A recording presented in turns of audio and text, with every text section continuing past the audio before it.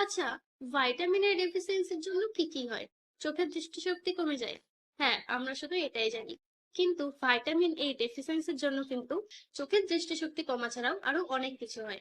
তাহলে আসুন জেনে নিই আজকের ভিডিওতে যে ভাইটামিন এ ডেফিসিয়েন্সিতে কি কি হয়।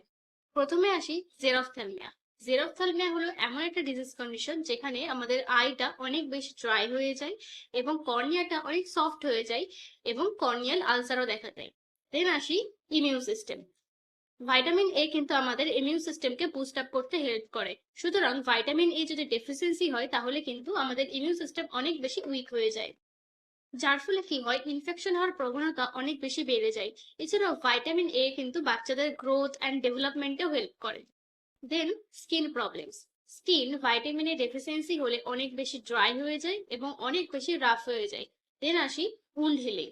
উন্ড হিলিং এর ক্ষেত্রে কি হয়, কোথাও যদি আমাদের কেটে যায় তাহলে ভাইটামিন এ যদি ডেফিসিয়েন্সি থাকে তাহলে সেই জায়গাটা অনেক স্লোলি রিপেয়ার হয়, মানে উন্ড হিলিং অনেক স্লোলি হয়।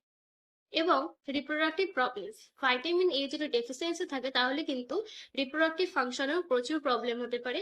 And blindness. ভাইটামিন এ ডেফিসিয়েন্সিটা যদি অনেক বেশি সেভিয়ার হয় এবং এটা যদি অনেক দিন ধরে লাস্ট করে তাহলে কিন্তু ব্লাইন্ডনেসও হতে পারে।